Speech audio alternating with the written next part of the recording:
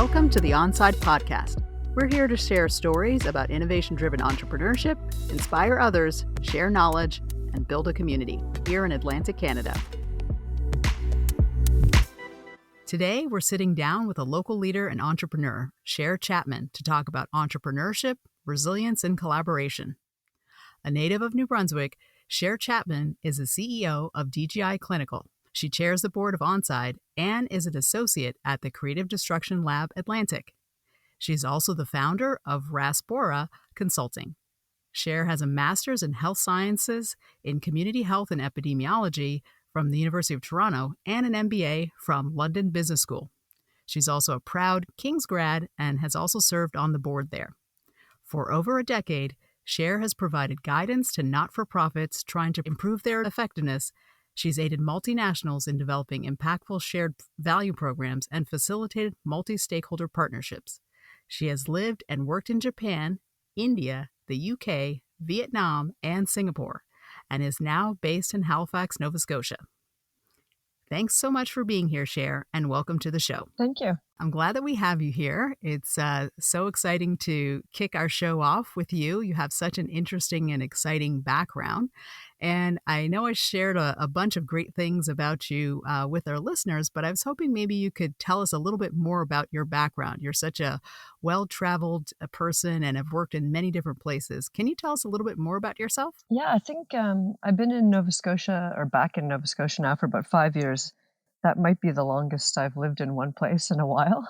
So I am definitely a global nomad, and I've enjoyed very much all my time abroad. But I've really, really enjoyed my time back in Nova Scotia, reconnecting with the people here in the Maritimes and also seeing how this entrepreneurial community has come up since I moved away such a long time ago.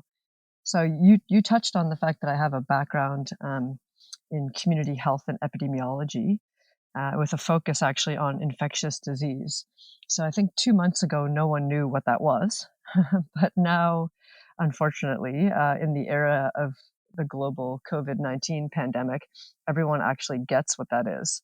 So when I combined that with my MBA, I spent a long time kind of straddling the nonprofit world and the research world and the business world, mostly trying to develop innovative business-led partnerships for social issues.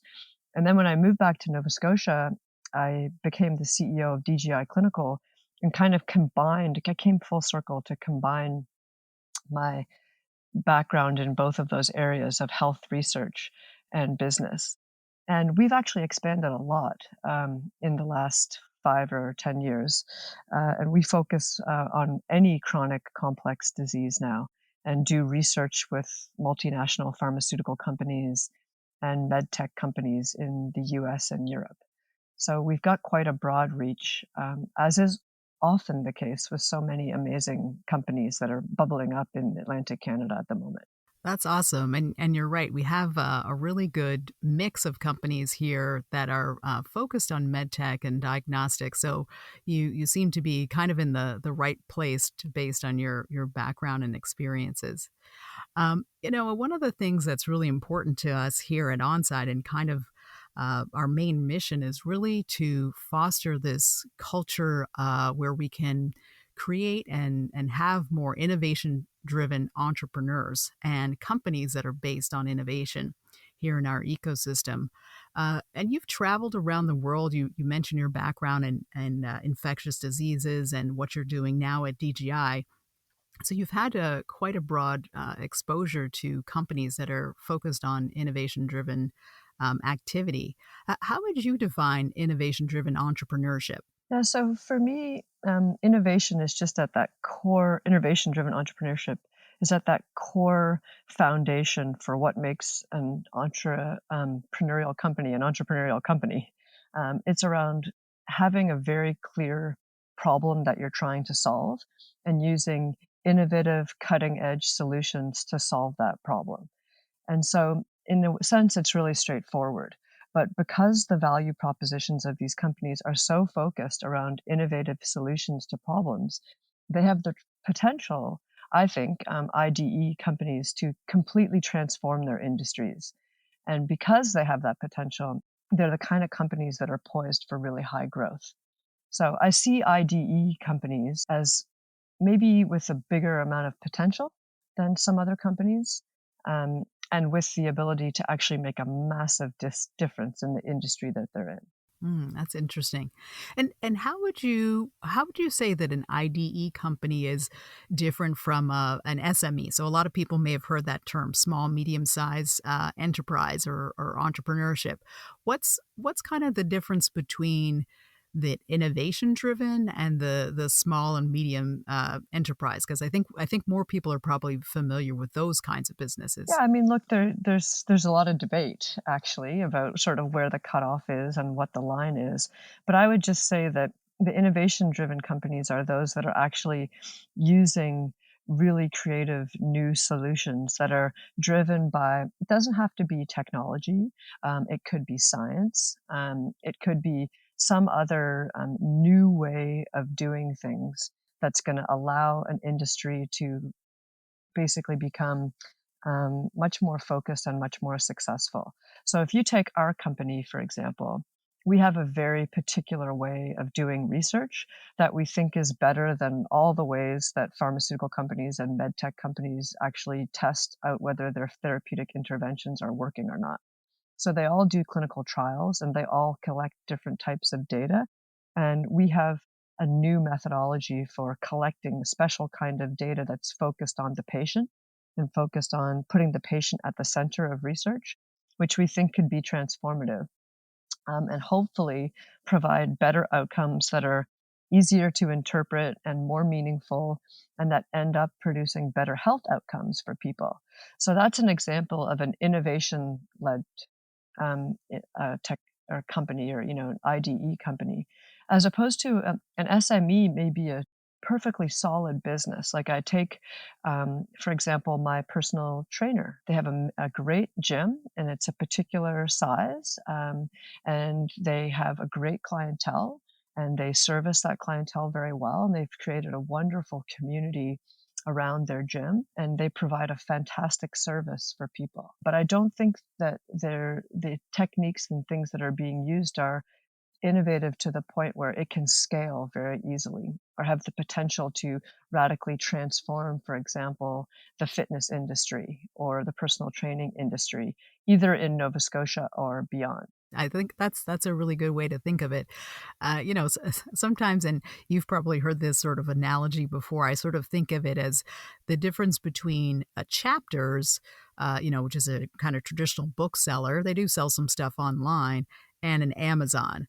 They're both selling books, but Amazon has over time been able to scale and differentiate itself and go into other markets. They have Amazon Web Services and all these other things. So I think that's the part that's really interesting, is that ability to scale to meet sort of global markets and global challenges and provide those solutions. Yeah, and that's not to say that gyms and other fitness providers can't be IDE companies. They can. Look at the local spin class in a small one room gym with one trainer and 7, 10, 12 bikes versus Peloton. There's a potential there with the Peloton bikes, which, if you don't know about them, they allow you to actually, I think, as far as I understand, have a bike unit at home, and then you log in and see virtual classes and programs that you go through looking at a screen while doing a spin class in your own home. So you can see that they can completely transform how fitness is performed and consumed by the end user. And they have the potential for massive reach across multiple markets and things like that. Yeah, I think that's true. I know what Peloton is. I've not done it myself. I need to get in way better shape before I can do that. But yes, I get the point. I get the point. So, we talked a little bit about some of the things that you worked on in your past before coming here to Nova Scotia and to coming to be the CEO for DGI. Were there certain things that sort of inspired you to be interested in innovation-driven entrepreneurship? You seem to have this mix between the work you've done with not-for-profits, some things focusing on health, but also focusing on business. Is there something that kind of inspired you to be a little bit more focused on innovation-driven entrepreneurship? Yeah, so I went through a whole process of transformation over my career from being very devoted to nonprofit approaches to solving social problems, and then going through an entire spectrum where I came out the other side really thinking that a high growth entrepreneurial business has at least as much or maybe more potential to have a strong social impact than other types of organizations, especially um, if that company actually works in partnership with other organizations. So I just kind of inspired by that idea to have a business led approach to social impact. And I like the pace of entrepreneurship. I like the potential, the huge opportunity in front of you. When you think you're not just building like a scooter or a bike or a car or a bus, but you're actually trying to build a rocket. It's very exciting and very fun. I also like the ability to myself have a huge influence over developing and nurturing a particular culture or a particular team. So that's really, really fun for me. So yeah, I think those two things, like trying to find the best way to have a massive impact combined with the excitement and pace and everything else that goes along with entrepreneurship is what kind of inspired me to get involved. Hmm, interesting. I know at the beginning and with your introduction, I mentioned that DGI is a purpose-led, company. And I'm not sure if many people, I feel like this is a trend now to have that purpose-led. What does that mean? What does purpose-led mean? Yeah, so I think unfortunately there's a lot of confusion around what a purpose-led company is, and it's just not that complicated. A purpose-led company has a very clear why to why they're doing what they do and what they're trying to accomplish with what they're doing. And it's not about making a certain amount of money or having a certain size exit or employing a certain number of people. It's about that radical transformation you're trying to produce and the impact that might have on society. And so if you're building something and you continue to come back to that purpose, then that's going to drive you forward. That's going to drive your staff forward. That's going to inform your strategy and allow you to be very, very focused. And then, no, not surprisingly, that goes hand in hand with the ability to scale and for high growth. So having a purpose doesn't mean that you're half a nonprofit or that you're necessarily going to funnel some of your profits back into um, a nonprofit channel or some kind of social entrepreneurship. It can very much be about um, high growth and high profitability, but the social impact is still core to everything you do. Thank you. That's really helpful. I appreciate your insights on that because I do think that that's something that's more on the minds of people, and people are looking at uh, culture as a driver for growth in companies and other things. So it's interesting to have that perspective. Now, when you were kind of going on this journey, you said you had multiple transformations and things like that. Were there some particular barriers or opportunities that were in your way or that you were able to overcome in your entrepreneurship journey? Um, I'm not sure I would see it that way. Like the way I look at um, I would say my career in general is that I have a plan and I'm usually pretty focused with that plan and it's, based in values and purpose. But then I like to pop my head up once in a while in the middle of my plan and make sure that I'm being open to all the opportunities that are coming my way. So I call this approach sort of it's a combination of a focused approach with an open-mindedness. So you kind of it's a give and take a little bit. And so that's been a really important thing for me is just to make sure that I'm alert to other ways of doing things and things that could impact me in a really positive way so that I can make the most of it. And that's exactly what happened with DGI Clinical for me. I came back to Canada and I'd been working in basically developing really high potential partnerships with businesses and nonprofits and governments and other stakeholders, in a way that allowed them all to achieve the goals that they had. And I was planning to continue that because I'd built a business around it for about 10 or so years. And then this opportunity with DGI Clinical presented itself to me, and it just checked all of the boxes that I had to have this social impact, but also get involved in a much more high growth entrepreneurial endeavor. So that was a really exciting opportunity. And it's been really fun and really rewarding to be a part of it. So it sounds like you have an open and flexible sort of approach and mindset. I think if you're on an entrepreneur's journey, I think that's really important. I think that's important. So we talk about a little bit about coming back to Nova Scotia and being part of this ecosystem and community and this focus around innovation driven entrepreneurship, and a little bit about what that means and the kinds of companies that phrase sort of represents. What would you say is the state of innovation driven entrepreneurship in Atlantic Canada today? Yeah, so it's pretty amazing, actually. I think it's come a long, long way in the couple of decades that I was away, and since I moved back about 5 years ago, it's come a long way since then. So I would say that it's in a massive, the Atlantic provinces are in a massive state of transformation, and they're really taking advantage of this potential for IDE companies to thrive here.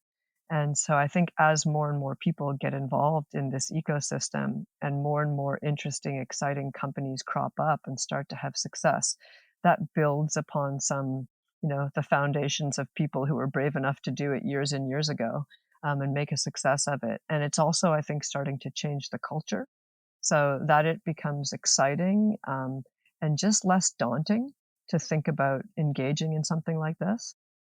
So a few years ago, a bunch of us went to MIT to learn about how to develop a regional entrepreneurial ecosystem for IDE companies.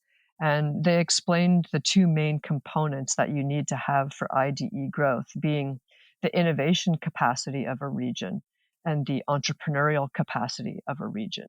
And I think that Atlantic Canada is coming along in both of those areas very much. But because of our really strong education system and post-secondary institutions and the government support for research, I think we are way ahead with our innovation capacity. So the number of solutions, like cutting edge, world-class solutions that are being picked up from everybody or by everybody from Telstra to Novartis to whatever, coming to Nova Scotia, and other places in Atlantic Canada for these innovations is very, very high. And I think where we hadn't had as much experience is in actually um, going out and starting these companies and turning these innovations into these potentially high growth organizations that could scale beyond Atlantic Canada to something bigger. And now that entrepreneurial capacity is starting to come along as well. So you see post secondary organizations actually offering really creative and great programming for learning entrepreneurial skills and things like that. So that's been really, really exciting to see, and I've seen massive changes like that in the last 5 years. So I think we're in a pretty good place, actually. Well, I think we're headed in the right direction. And you talked a little bit about that program with MIT, and I know that one of the things that is talked about that allows an ecosystem to sort of grow and develop and accelerate is this idea around collective impact. And collective impact has been used to solve global problems that are complex and challenging. And I know you have some experience in your past work using collective impact. Can you talk to us a little bit about what collective impact is and how you've used it in your past work and how you think it might be helpful kind of in the current situation? Yeah, so, in the current context, what might resonate with some people is just this phrase that we're all throwing around in the wake of recent tragedies, and I think also with COVID-19, which is just stronger together. And it may sound like a trite saying that's meant to kind of be a rallying cry for everybody to just be supportive, but there's really great science that shows that when groups, especially groups that are diverse, come together and collaborate in a particular way or in a methodological kind of way, they actually will be more successful than each individual group would be on its own. So, my previous experience with collective impact was mostly in the nonprofit sector, bringing a variety of different groups together to rally around a shared vision and then try to work together towards that shared vision, each as very different stakeholders with very different mandates in their organizations, but with the purpose very much to actually set out to create something where the parts are greater than, the sum is greater than the parts, if you know what I mean. Is that right? Sum is greater than the, if you know what I mean. Yeah. Um, anyway, so um, that's my previous experience of it. But in building an IDE ecosystem, there are key players that really, when they work together, make for a much more robust ecosystem that produces many more IDE organizations that have the ability to really scale. And we look at 5 different stakeholder groups at being core to developing that ecosystem.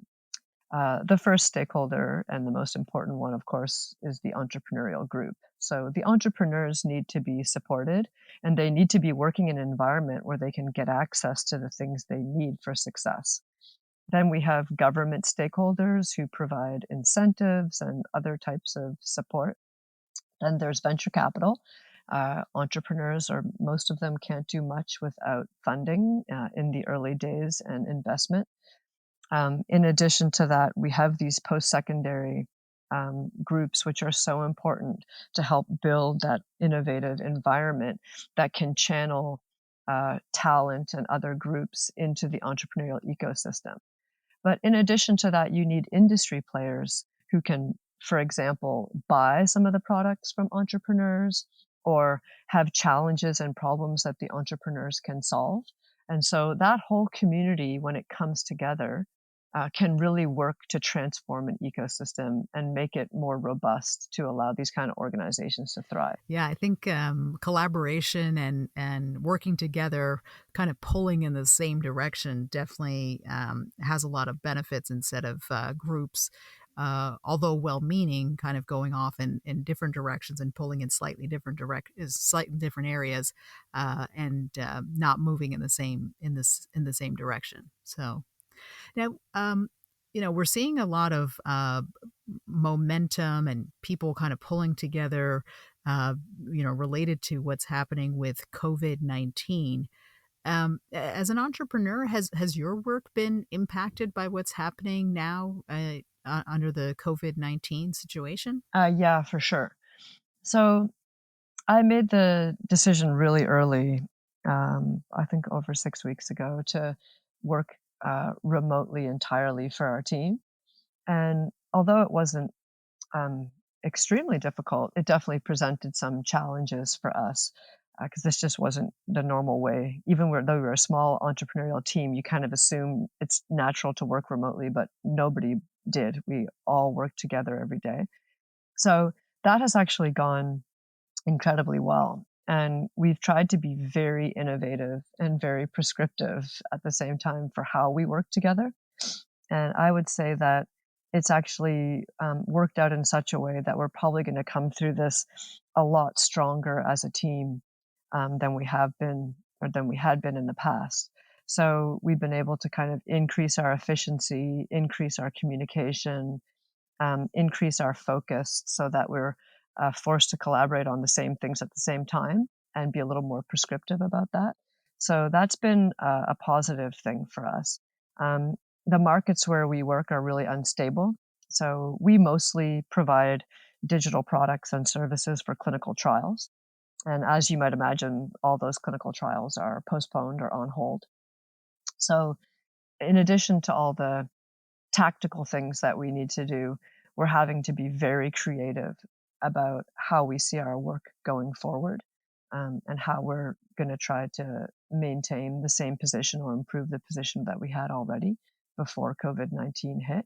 So it's kind of a forced um, a forced sense of innovation at the moment. Yeah, I'm sure many companies, well, pretty much everybody is in a forced situation and trying to figure out how to pivot, how to reach their customers. You know, we have people making masks and all those kinds of things. So I think we're all trying to figure that out. But it sounds like you've been quite thoughtful in trying to one protect your staff and have the ability to have moved things virtually, and then thinking broader about how to position yourself and your company to be ready for that rebound and that next wave. So I think that's great. You're locally, because you are a company that's in the health sciences area. And there has been a lot of movement and momentum, in trying to respond to the COVID-19 pandemic. Have you seen certain things in your industry that you had not expected, in a collaborative nature of trying to solve a problem together? Yeah, there's nothing like a global pandemic to get everybody collaborating and working together for sure. Um, and I would say that the circumstances are really tough, um, but it's a joy to see the new approaches that people are taking to collaboration.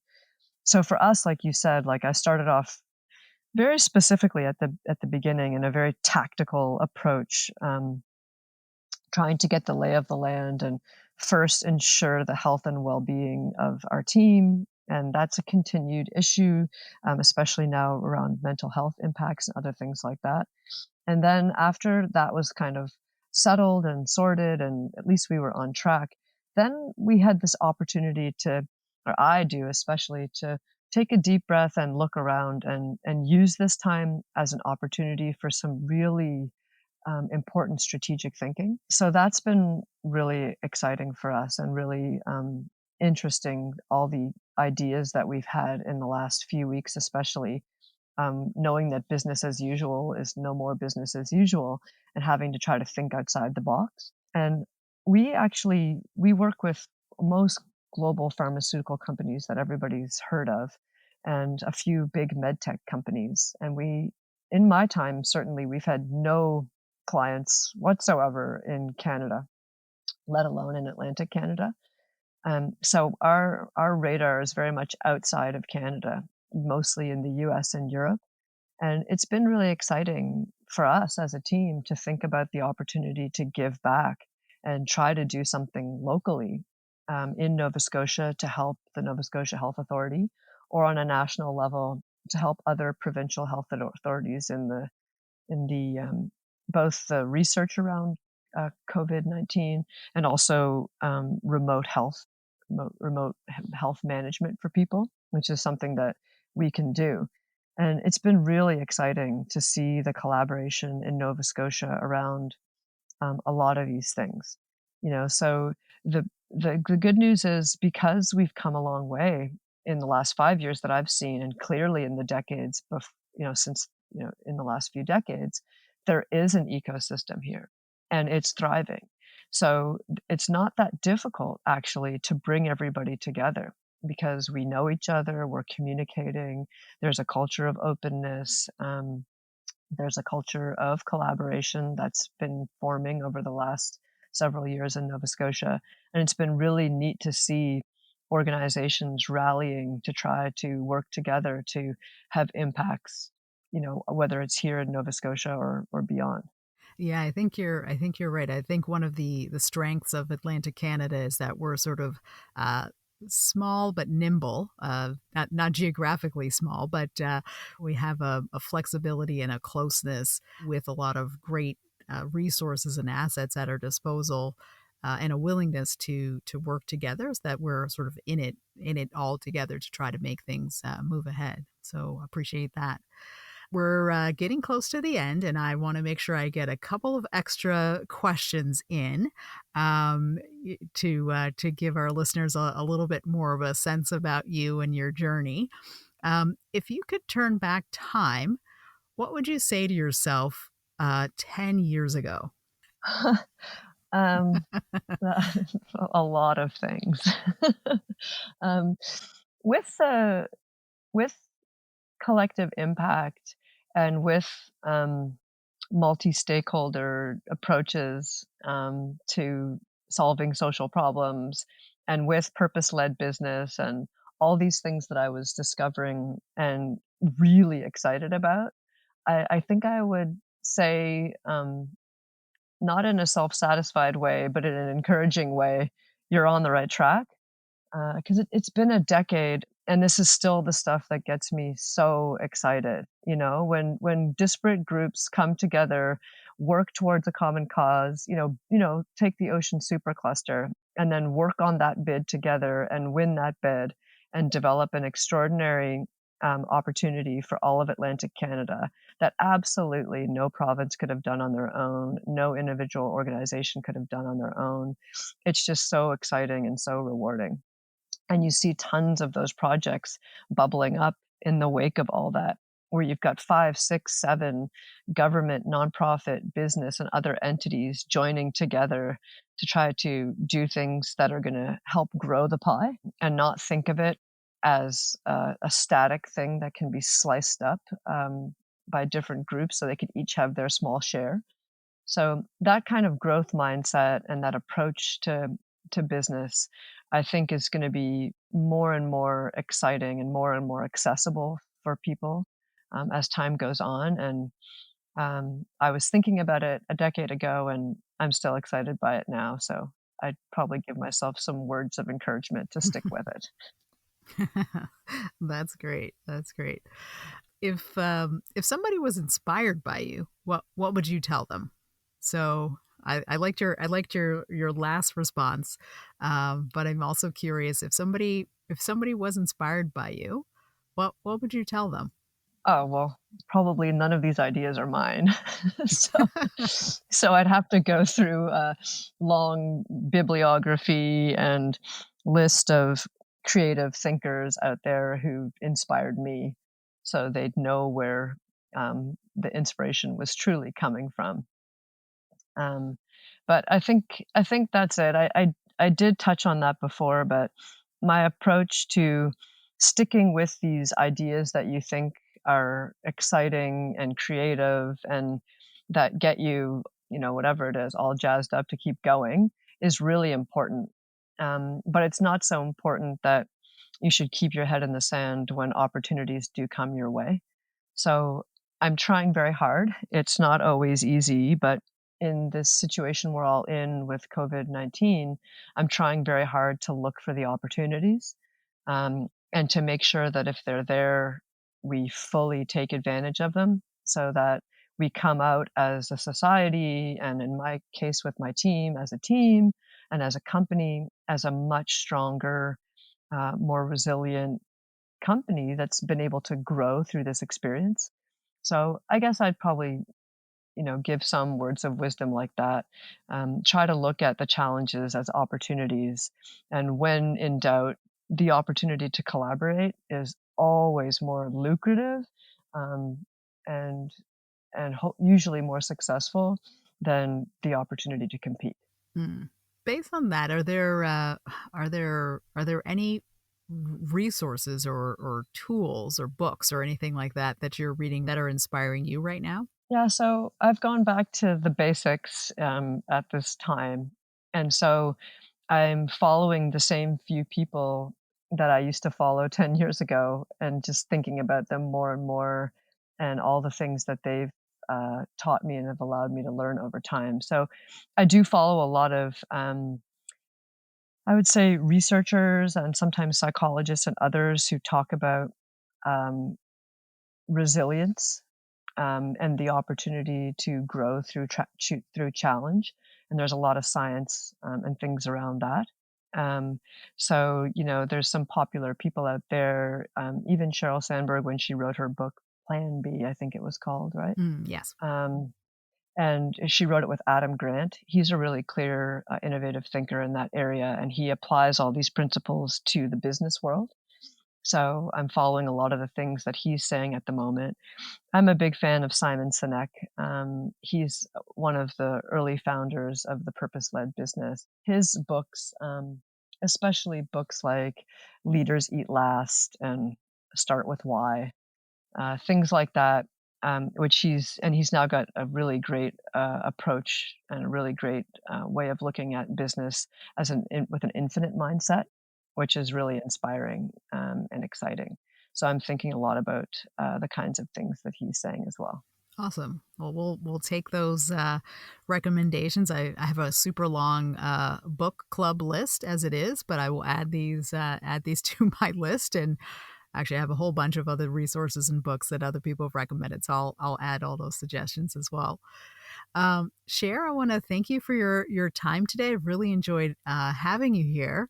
If our listeners want to learn more about you or your company, what's the best way that people can find you? Yeah, definitely. LinkedIn is easy. I'm happy to connect with people.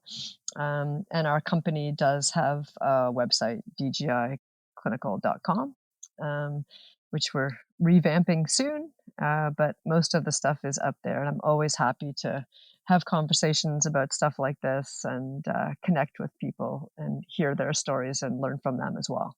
Okay, that's awesome. That's awesome. Well, I want to thank you for your time. We really enjoyed having you on our podcast today and sharing your immense experience and insights on so many things from the entrepreneurship attitude, being flexible, the benefits of collaboration, your perspectives on the ecosystem that's growing and developing here. So I want to thank you for that. I also want to thank our audience for listening. We know that there are lots of podcasts and lots of things you could be doing with your time, and we appreciate that you've decided to listen to our podcast. You can check out our Twitter at Onside Now, and our website is onsidenow.ca.